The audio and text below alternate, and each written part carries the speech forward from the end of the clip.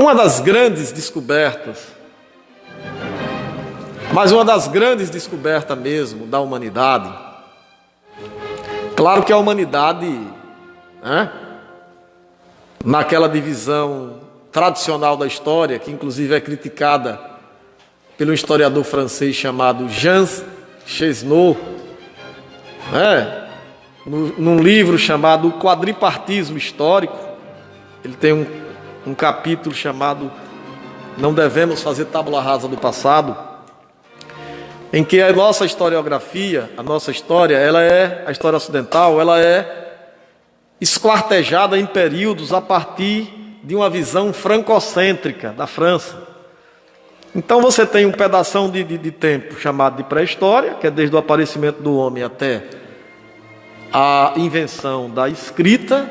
Você tem aí, há milhões de anos, até cerca de 4.000, entre 4 e 3.500 anos antes de Cristo. Depois você tem a Idade Antiga, que vai aí de 4.000 antes de Cristo até 476 depois de Cristo. Depois você tem um período chamado medieval, de 476 até 1476, o evento histórico é exatamente a queda de Roma. E o período medieval seria da queda de Roma até a queda de Constantinopla, tomada pelos turcos, em 1453. De 1453, a tomada de Constantinopla pelos turcos, que era outra capital do Império Romano. O Império Romano foi dividido em Império Romano do Oriente e do Ocidente. No século V caiu do Ocidente, e no século XV caiu do Oriente, portanto próximo de 1000 anos. Aí por volta de 1453 até 1787 e 89, que é a Revolução Francesa, seria o período da história moderna. E de 1789 aos nossos dias seria o período contemporâneo. Essa divisão é uma divisão da história, influenciada pela visão eurocêntrica, especialmente a visão da historiografia francesa, em que a história, o tempo histórico, ele é mais ou menos tratado como uma galinha em que você corta em pedaços, diz, olha, essa chamada de divisão tradicional da história, não tem mais, não dá conta, porque na pré-história era o homem que não conhecia a escrita, mas hoje tem povos que não conhecem a escrita. Então essa visão europeia, ela já está superada, mas serve de referência para a gente fazer o debate. Mas eu quero pontuar que, dentre as descobertas do homem, dentro dessa visão, o fogo, a construção das primeiras habitações, o domínio do polegar, a agricultura, a pecuária, por volta de 10.000 a.C., os metais, a chamada Idade dos Metais, porque a chamada pré-história tradicional se divide em Paleolítico, Neolítico e Idade dos Metais. A pedra lascada, a pedra polida e os metais. Quem tinha o domínio dos metais eram povos muito mais dominadores, belicosos, beligerantes, afeitos à guerra para conquistar as melhores terras, para poder garantir o alimento e a água. Mas as chamadas civilizações hidráulicas, que nasceram ali na beira dos grandes rios, como o Egito, o Nilo, como a Mesopotâmia, com o Tigre e o Eufrates, ou a China, com os rios Huanghe e Xiangqiang, que é o Rio Amarelo e o Rio Azul, a Península Indo-Gangética, que é ali a Índia, com o Rio Ganges e o Rio Indo, e outras cidades e civilizações. Aí por volta de 4.000 a.C. surge lá na Mesopotâmia começou a escrita cuneiforme, com os sumérios. Os egípcios começaram a escrever algumas escritas como os hieróglifos, a escrita demótica, a escrita que é hierática, e os fenícios construíram um alfabeto que vai inspirar os gregos, latinos. Nós, por sua vez, bebemos-nos. Eu estou fazendo uma digressão, As pessoas sabem que eu sou da área da história, uma digressão para dizer que uma das grandes invenções foi a escrita. A escrita, o homem mudou a sua relação social, cultural, econômica, política, material. E a escrita, né, que nos leva a um processo de socioeducativo, um processo formal das instituições, né, sobretudo do Ocidente, com forte influência da cultura grega, forte influência dos pensadores clássicos, Grécia e Roma. Nós deveríamos valorizar, e quando eu falo nós deveríamos valorizar, eu falo de quem tem o comando da gestão pública, deveria ter um outro olhar para esses processos formais de educação. Estou falando de processos formais porque a educação não é só feita em instituições formais.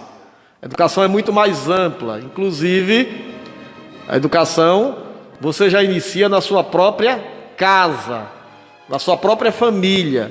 E aí se expande para outros segmentos e outras instituições e outros espaços.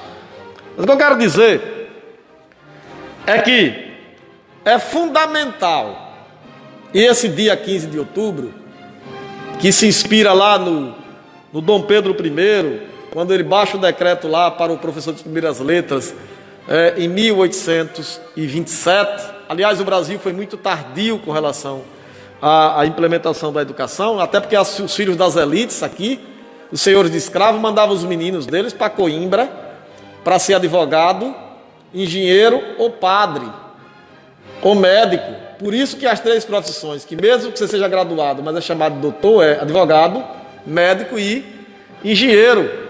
É a